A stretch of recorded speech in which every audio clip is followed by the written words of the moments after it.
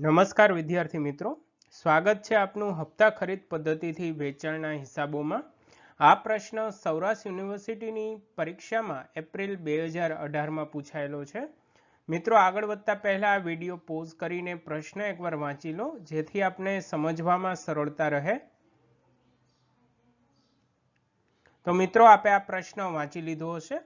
અહીં માહિતી આપી છે તે મુજબ દિલીપ બ્રધર્સ 1 જાન્યુઆરી 14ના રોજ હપ્તા ખરીદ પદ્ધતિથી એક યંત્ર વિપુલ પાસેથી ખરીદે છે।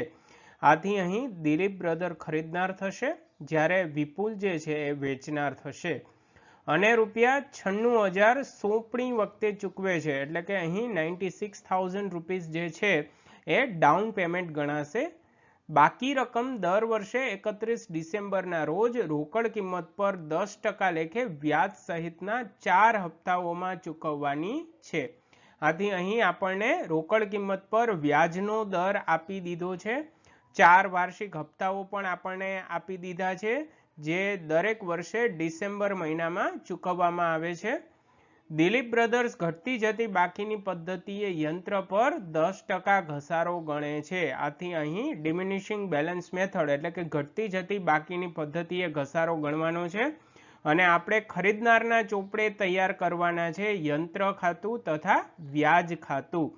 તો ચાલો મિત્રો, આપણે આ સોલ્વ કરીએ પ્રશ્ન। તો મિત્રો, આ પ્રશ્નની અંદર આપણને વ્યાજનો દર આપેલો છે, તમામ હપ્તાઓની રકમ આપેલી છે, પરંતુ રોકડ કિંમત આપી નથી। આથી આપણે વ્યાજની ગણતરી માટે આ રીતે આગળ વધશું। તો સૌપ્રથમ તો આપણે વ્યાજનો દર જોઈએ, તો વ્યાજનો દર 10% છે। હવે આપણે આ કિસ્સામાં છેલ્લા હપ્તાથી આગળ વધશું। હવે છેલ્લા હપ્તાની રકમમાં આપણે આ રીતે કહી શકીએ કે છેલ્લા હપ્તાની રકમમાં બે વસ્તુનો સમાવેશ હોઈ શકે, એક છે રોકડ કિંમત અને બીજી વસ્તુ છે વ્યાજ। હવે રોકડ કિંમત છેલ્લા હપ્તામાં કેટલી હશે એ આપણી પાસે આપેલું નથી, આથી આપણે ધારીએ કે છેલ્લા હપ્તામાં રોકડ કિંમત 100 રૂપિયા હશે। આથી વ્યાજ વાર્ષિક 10% લેખે 10 રૂપિયા થાય, તો આપણે એવું કહી શકીએ કે છેલ્લા હપ્તાની રકમ હોવી જોઈએ 110 રૂપિયા। તો મિત્રો, આ ધારણા સાથે આપણે છેલ્લા હપ્તાથી આગળ વધીએ। તો હવે આપણે છેલ્લા હપ્તામાં વ્યાજની ગણતરી જોઈએ। તો આગળ આપણે જે ધારણા કરી છે તે અનુસાર અહીં હું બંને વસ્તુ લખું છું કે છેલ્લા હપ્તાની રકમ અને વ્યાજ। હવે આપણી ધારણા મુજબ છેલ્લા હપ્તાની રકમ 110 હોય તો એની અંદર વ્યાજ જે છે 10 રૂપિયા છે। તો આ પ્રશ્નની અંદર છેલ્લા હપ્તાની રકમ છે 70,400 રૂપિયા, તો એની અંદર વ્યાજ કેટલું હોઈ શકે? હવે આપણે ચોકડી ગુણાકાર એટલે કે ક્રોસ મલ્ટિપ્લિકેશનની મદદથી આગળ વધીએ। તો આ રીતે થશે 70,400 ગુણ્યા 10 ભાગ્યા 110। તો આને આપણે સાદુરૂપ આપશું તો આપણને વ્યાજ મળશે 6,400। આથી આપણે એવું કહી શકીએ કે છેલ્લા હપ્તામાં સમાયેલ વ્યાજ હશે રૂપિયા 6,400। હવે છેલ્લા હપ્તામાં રોકડ કિંમત કેટલી હશે? તો સિમ્પલ છે, જે છેલ્લો હપ્તો છે એમાંથી આપણે શોધેલું વ્યાજ માઇનસ કરી દઈએ। તો 70,400 માંથી 6,400 રૂપિયા આપણે માઇનસ કરશું તો આપણે છેલ્લા હપ્તાની રોકડ કિંમત મળી જશે 64,000 રૂપિયા। હવે આ 64,000 રૂપિયા માટે એમ પણ કહી શકીએ કે આ છેલ્લા હપ્તા પહેલાની રોકડ કિંમતની બાકી હશે। તો મિત્રો, જેમ છેલ્લો હપ્તો આપણે શોધ્યો એ જ રીતે હવે રિવર્સમાં આપણે ત્રીજા હપ્તા તરફ જઈએ। તો ત્રીજા હપ્તામાં આપણે વ્યાજની ગણતરી કરીએ। તો ત્રીજા હપ્તા માટે આપણે વ્યાજની ગણતરી કરવા માટે એવું કહી શકીએ કે સૌથી પહેલા તો ત્રીજા હપ્તાની રકમ આપણે લઈશું અને એમાં છેલ્લા હપ્તા પહેલાની રોકડ કિંમતની બાકી આપણે ઉમેરીશું, જે હમણાં જ આપણે શોધી છે। એટલે કે અહીં છેલ્લા હપ્તાની રકમ છે 1,12,000, જેમાં 64,000 જે હમણાં શોધ્યા તે ઉમેરીશું, એટલે ટોટલ આપણી પાસે રકમ આવશે 1,76,000 રૂપિયા। હવે આગળની સ્લાઇડમાં જે રીતે આપણે ત્રિરાશી કરી હતી એ મુજબ જ આપણે આગળ વધીએ। તો 1,76,000 ગુણ્યા 10 ભાગ્યા 110, તો આપણને વ્યાજની રકમ મળશે ત્રીજા હપ્તામાં સમાયેલ વ્યાજ, જે થશે 16,000 રૂપિયા। આથી આપણે કહી શકીએ કે ત્રીજા હપ્તાનું વ્યાજ આપણને મળી ગયું. હવે ત્રીજા હપ્તા પહેલાની બાકી રોકડ કિંમત આપણે જોઈએ છીએ, એટલે કે ત્રીજો હપ્તો આપણે ચૂકવ્યો એ પહેલા રોકડ કિંમતની બાકી કેટલી હશે? તો 1,76,000 માંથી આપણે 16,000 રૂપિયા બાદ કરી દઈએ. આ એ જ 1,76,000 છે જે હમણાં આપણે અહીં શોધેલા છે. તેમાંથી 16,000 શોધેલું વ્યાજ ત્રીજા હપ્તાનું બાદ કરીએ તો આપણે એવું કહી શકીએ કે ત્રીજા હપ્તા પહેલા રોકડ કિંમતની બાકી હશે 1,60,000 રૂપિયા. હવે મિત્રો આ જ રીતે આપણે બીજા હપ્તામાં વ્યાજની ગણતરી જોઈએ. તો સૌથી પહેલા તો બીજા હપ્તામાં વ્યાજની ગણતરી માટે આ રીતે અમાઉન્ટ આપણે શોધશું. તો બીજા હપ્તાની રકમ વત્તા ત્રીજા હપ્તા પહેલાની રોકડ કિંમતની બાકી જે હમણાં જ આપણે શોધી છે. તો બીજા હપ્તાની રકમ થશે 1,56,800 વત્તા ત્રીજા હપ્તા પહેલાની રોકડ કિંમતની બાકી 1,60,000. બંનેનો આપણે સરવાળો કરીએ 3,16,800. હવે આગળ જે આપણે સમીકરણ મૂક્યું હતું એની જ મદદથી આપણે આગળ વધીએ. તો 3,16,800 ગુણ્યા 10 છેદમાં 110 આને સાદું રૂપ આપશું તો આપણે બીજા હપ્તામાં સમાયેલું વ્યાજ મળશે ₹28,800. તો આપણે આગળ વધીએ. તો હવે બીજા હપ્તા પહેલાની જો બાકી રોકડ કિંમત જોઈતી હોય તો કઈ રીતે મળશે? તો સિમ્પલ છે. આ જે 3,16,800 હમણાં આપણે શોધેલા એમાંથી બીજા હપ્તાનું વ્યાજ આપણે બાદ કરી દઈએ તો આપણે એવું કહી શકીએ કે બીજા હપ્તા પહેલાની બાકી રોકડ કિંમત હશે 2,88,000 રૂપિયા.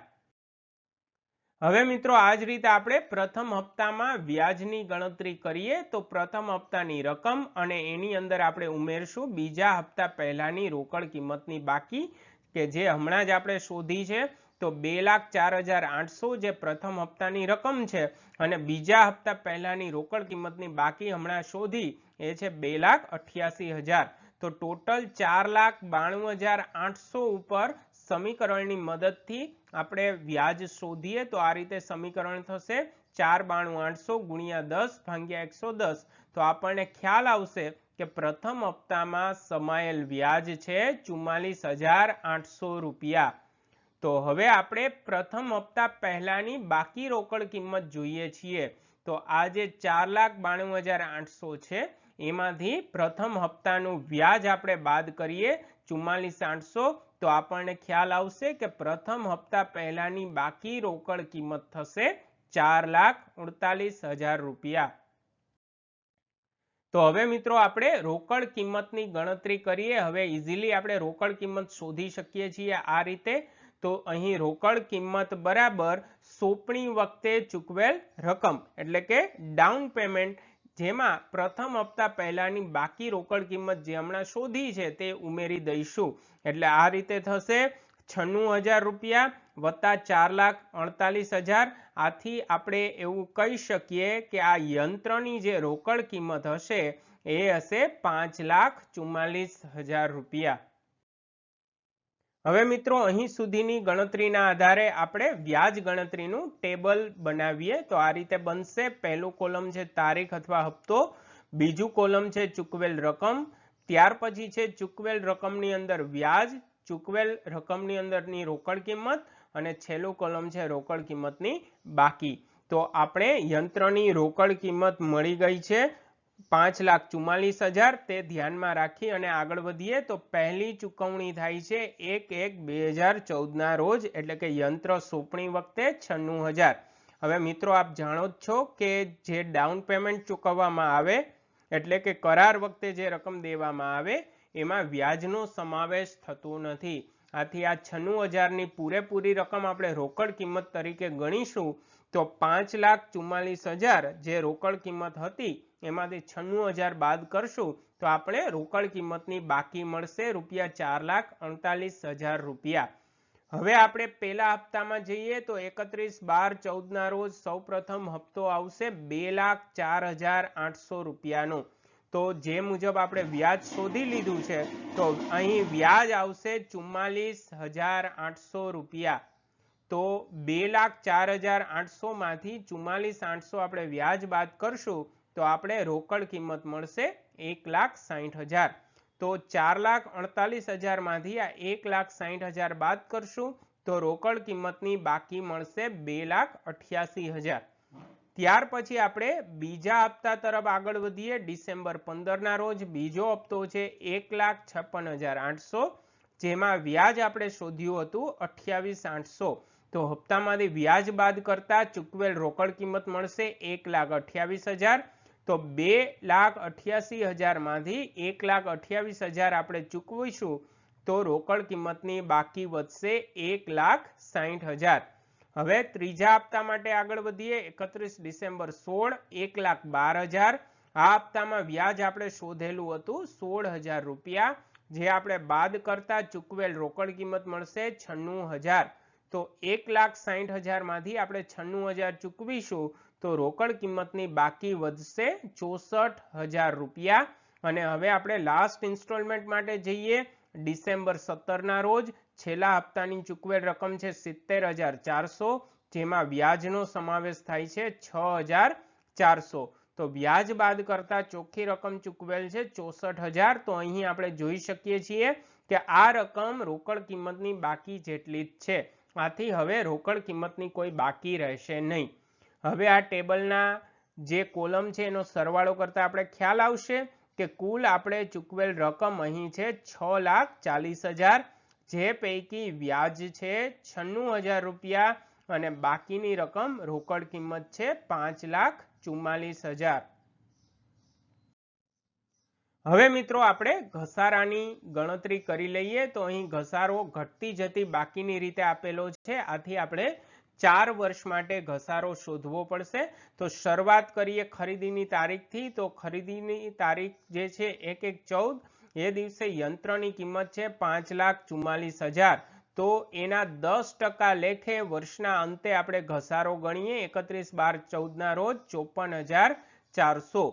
તો આપણે એમાંથી માઇનસ કરશું તો 1/1/15 ના રોજ ઘસારા બાદ કિંમત મળશે 4,89,600।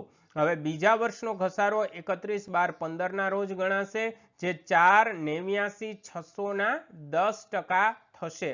તો એ થશે 48,960। તો જે બાદ કરશું તો આપણે 1/1/16 ના રોજ ઘસારા બાદ કિંમત મળશે 4,40,640 રૂપિયા।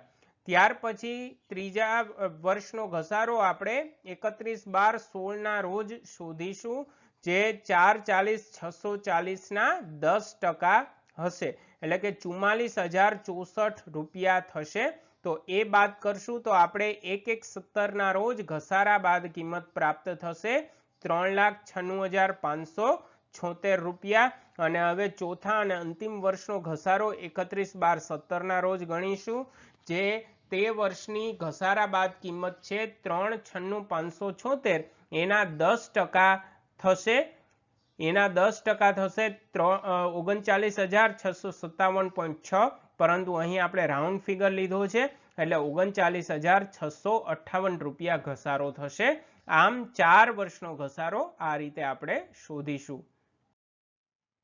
હવે મિત્રો આપણે મુખ્ય જવાબ તરફ આગળ વધીએ। તો દિલીપ બ્રધર્સના ચોપડે યંત્ર ખાતું બનાવીશું।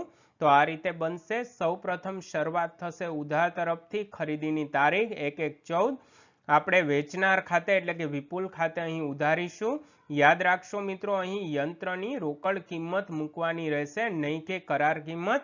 રોકડ કિંમત 5,44,000। હવે જમા તરફ જઈએ તો જમા તરફ આવશે ઘસારા ખાતે। પ્રથમ વર્ષનો ઘસારો અહીં જમા કરીશું 54,400। હવે 5,44 બંને તરફ આપણે લખીશું, જેમાંથી ઘસારો માઇનસ કરતા આપણે પ્રથમ વર્ષની આખર બાકી મળશે 4,89,600, જે આપણે બીજા વર્ષે ઉધાર તરફ બતાવીશું બાકી આગળ લાવ્યા તરીકે। હવે બીજા વર્ષે પણ જમા તરફ ઘસારા ખાતે જમા કરીએ। બીજા વર્ષનો ઘસારો છે 48,960। ત્યાર પછી બીજા વર્ષનો ટોટલ 4,89,600 બંને તરફ આપણે મૂકીશું। તેમાંથી ઘસારો બાદ કરતા આપણે બાકી મળશે 4,40,640। આ બાકીને આપણે ત્રીજા વર્ષે ઉધાર તરફ આપણે બાકી આગળ લાવ્યા તરીકે બતાવીશું 4,40,640। હવે ત્રીજા વર્ષે ઘસારા ખાતે જમા કરીએ આપણે 44,064 રૂપિયા, જે આપણે ઓલરેડી શોધેલા છે. હવે ત્રીજા વર્ષનો ટોટલ 440 640 આપણે બંને તરફ મૂકીશું. તેમાંથી ઘસારો બાદ કરતા આખર બાકી મળશે 396,576, જેને આપણે ચોથા વર્ષે ઉધાર તરફ બાકી આગળ લાવ્યા તરીકે બતાવીશું. હવે ચોથા વર્ષે પાછા જમા તરફ આપણે જઈએ. ઘસારા ખાતે ચોથા વર્ષનો ઘસારો 39,658. હવે ચોથા વર્ષનો જે ટોટલ 396,576 બંને તરફ આપણે રાખીએ. એમાંથી ઘસારો બાદ કરતા આપણને બાકી મળશે 3,56,918. હવે 4 વર્ષનું ખાતું બનાવવાનું હતું, પરંતુ આજે આખર બાકી છે. હવે પાંચમા વર્ષે શરૂ બાકી તરીકે આપણે અહીં બતાવી દઈએ. બાકી આગળ લાવ્યા 3,56,918. તો આ રીતે આપણે યંત્ર ખાતું બનાવીશું. ત્યાર પછી આપણે વ્યાજ ખાતું બનાવીએ. તો વ્યાજ ખાતું એકદમ સરળ છે. વ્યાજ ખાતામાં દર વખતે ઉધાર તરફ આવશે વ્યાજ ઉપલક ખાતે, જ્યારે જમા તરફ આપણે ટ્રાન્સફર કરશું નનું ખાતે, કારણ કે ખરીદનાર માટે વ્યાજ જે છે એ ખર્ચ છે. આથી દર વર્ષના અંતે આપણે નનું ખાતે ટ્રાન્સફર કરશું. તો શરૂઆત કરીએ ઉધાર તરફથી. પહેલા વર્ષના અંતે વ્યાજ ઉપલક ખાતે પહેલા હપ્તાનું વ્યાજ 44,800, સેમ અમાઉન્ટ આપણે નનું ખાતે ટ્રાન્સફર કરી છે. વ્યાજ ખાતામાં બંને વર્ષે જે ટોટલ છે સરભર થઈ જશે, બેલેન્સ આવશે નહીં. બીજા વર્ષે પણ એ જ રીતે વ્યાજ ઉપલક ખાતે ઉધાર છે 28,800, સેમ અમાઉન્ટ આપણે નનું ખાતે જમા કરીશું. ત્રીજા વર્ષે વ્યાજ ઉપલક ખાતે 16,000 ઉધાર્યા છે, જે નનું ખાતે સેમ અમાઉન્ટ જમા કરશું. અને છેલ્લા વર્ષે વ્યાજ ઉપલક ખાતે છેલ્લા હપ્તાનું વ્યાજ 6,400, જે આપણે નનું ખાતે જમા કરીશું. તો આ રીતે આપણે વ્યાજ ખાતું બનાવીશું.